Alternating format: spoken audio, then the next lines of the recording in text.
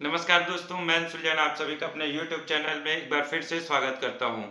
जैसा कि आप सभी जानते हैं कि अभी देश में एक अलग ही माहौल बना हुआ है। उपराष्ट्रपति का चुनाव होने वाला है आज और उसके बाद हमें नया उपराष्ट्रपति मिलने वाला है।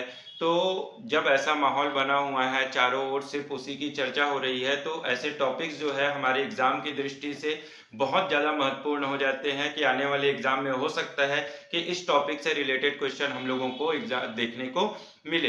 तो जब ऐसे टॉपिक्स को हम क्यों छोड़ें, तो इन टॉपिक्स को लेके जो इससे संबंधित, निर्वाचन से संबंधित या उपराष्ट्रपति के पद से संबंधित जो जानकारियां हैं, महत्वपूर्ण जानकारियां, वो आज मैं आप लोगों के सामने लेके आया हुआ हूं और हाजिर हूं। तो इसके बारे में आज पूरा डिस्कशन कर लेंगे, देख लेंगे क्या क्या जानकारियां हैं, उसकी योग्यता क्या है, निर्वाचन कैसे होता है, ये सब चीजों पे डिस्कस करेंगे। तो चलिए अपना वीडियो स्टार्ट करते हैं। लेकिन उसके पहले जो जो हमारे चैनल पर नए जुड़े हुए हैं, जिन्होंने हमारे चैनल को सब्सक्राइब नहीं किया है, तो कृपया हमारे चैनल को सब्सक्राइब कर लीजिए, बेल आइकॉन पर क्लिक कर लीजिएगा, जिससे आने वाले वीडियोस के जो नोटिफिकेशन है आप लोगों को मिलते रहेंगे। तो चलिए हम वीडियो अपना स्टार्ट करते हैं।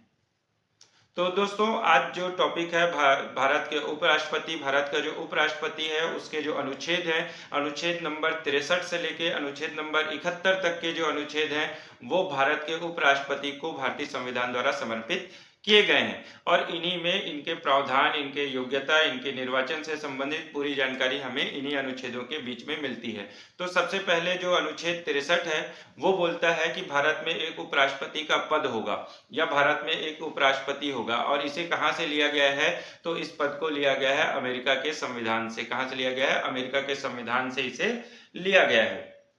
ये हो गया अनुच्छेद 63 की बात। अब करते हैं अनुच्छेद 64 की बात। अनुच्छेद 64 बोलता है कि जो उपराष्ट्रपति है वो राज्यसभा का पदेन सभापति होगा या राज्यसभा का अध्यक्ष उपराष्ट्रपति ही होगा।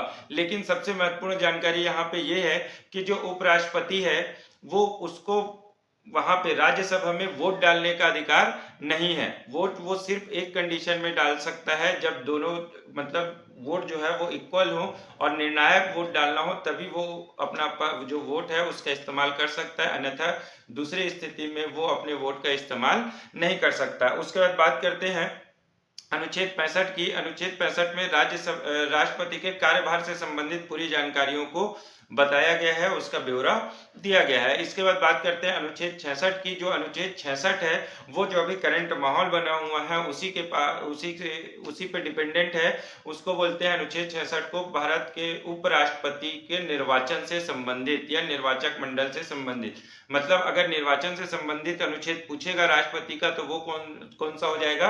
वो हो जाएगा अनुच्छेद नंबर 66। इसके बाद बात करते हैं अनुच्छेद नंबर 67 की। अनुच्छेद नंबर 67 बोलता है कि राष्ट्रपति का कार्यकाल 5 वर्ष का होगा और विशेष परिस्थितियों में या फिर कोई उपराष्ट्रपति अभी तक जब तक चुन के नहीं आता तब तक उपराष्ट्रपति अपने 5 वर्ष से अधिक भी अपने कार्यभार संभाल सकता है या अपने पद पर बना रह सकता है। इसके बाद बात करते हैं अनुच्छेद 68 की। तो अनुच्छेद 68 बोलता है कि उपराष्ट्रपति का जो पद है वो खाली होने की स्थिति में जो दोबारा चुनाव है, उपराष्ट्रपति पद का चुनाव, वो 6 माह के अंदर हो जाने चाहिए। ठीक है, अगर पद खाली है तो चुनाव कितने दिनों में होना चाहिए? 6 माह के अंदर ये चुनाव खत्म करना आवश्यक है। इसके बाद बात करते हैं अनुच्छेद 69। अनुच्छेद 69 बोलता है कि भारत का जो उपराष्ट्रपति है वो राष्ट्रपति के सामने वो किसके सामने? राष्ट्रपति के सामने या राष्ट्रपति के द्वारा मनोनीत किसी व्यक्ति के सामने अपने पद की शपथ लेगा, उसके बाद ही वो अपना कार्यभार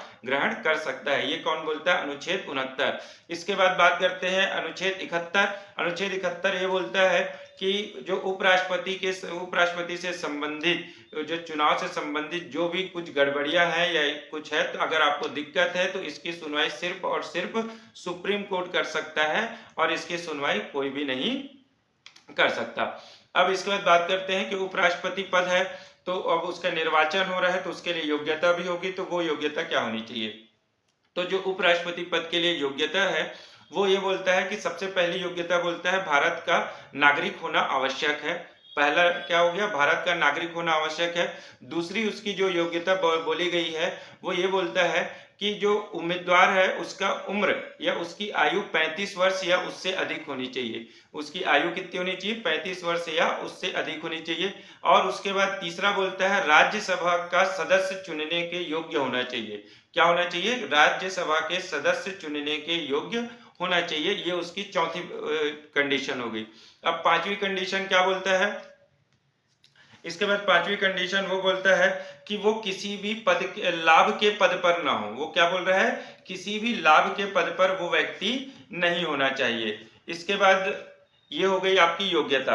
अब योग्यता हो चुकी है तो अब इसका निर्वाचन किस प्रकार से होता है इसके बारे में जानकारी ले लेते हैं।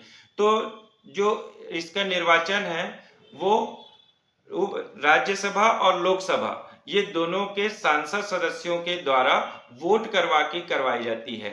इसमें किसी भी व्यक्ति का, बाहरी व्यक्ति का हस्तक्षेप नहीं होता है या बाहरी व्यक्ति के द्वारा वोट नहीं डाला जा सकता, मतलब आम जनता के द्वारा वोट नहीं डाला जा सकता है। अब सबसे महत्वपूर्ण बात यहाँ पे एक चीज और है कि राज्यसभा में भी हमारे दो टाइप के सदस्य होते हैं, एक निर्वाचित सदस्य और एक मनोनीत सदस्य। जब कई कंडीशन ऐसी आती है जहां पे मनोनीत सदस्यों को वोट डालने का अधिकार नहीं होता है, सिर्फ निर्वाचित सदस्यों को होता है। लेकिन राष्ट्रपति के पद में ऐसी कंडीशन नहीं है। राष्ट्रपति के पद में, राष्ट्रपति के पद के निर्वाचन के लिए सभी अपने वोट का इस्तेमाल कर सकते हैं, चाहे वो मनोनीत हो चाहे वो क्या हो, निर्वाचित हो। ये एक कंडीशन वहां पे निर्वाचन प्रक्रिया है उसमें बताई गई है।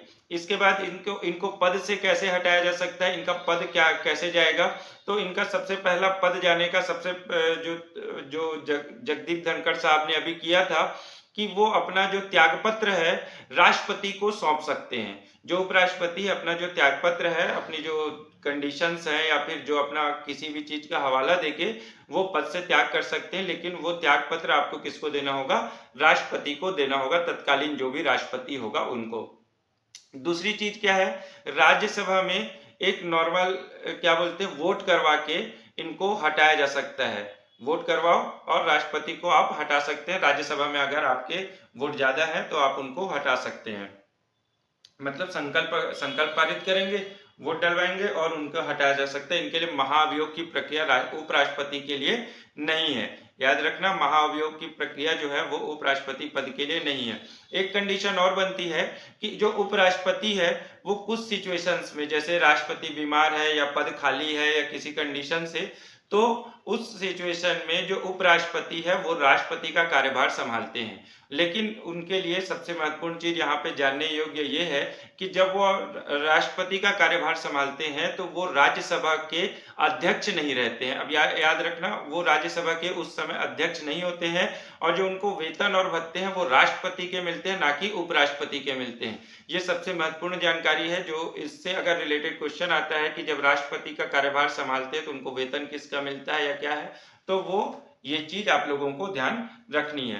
ये लगभग पूरी चीजें मैं आप लोगों को बता चुका हूं उपराष्ट्रपति से संबंधित या उनके निर्वाचन से संबंधित। अब इसके बाद अभी निर्वाचन हो जाने दो, रिजल्ट आ जाने दो, उसके बाद हम लोग बात करेंगे कि भारत में कितने उपराष्ट्रपति हुए, कौन कौन उपराष्ट्रपति हुए, कौन स्पेशल उपराष्ट्रपति था। कई बार ऐसा होता है ना, पहली बार पद पे मरते जो मरा वो उपराष्ट्रपति कौन था, पहला मुस्लिम उपराष्ट्रपति कौन था, तो ऐसे क्वेश्चंस आते हैं। दलित राष्ट्रपति कौन था, ऐसे क्वेश्चंस एग्जाम में पूछे जाते हैं। तो उससे संबंधित पूरा जो एक वीडियो हम इन सब चीजों को डेडिकेटेड करेंगे, जो नेक्स्ट वीडियो हम लाएंगे उसमें आप लोगों को इसके बारे में पूरी जानकारी दे देंगे।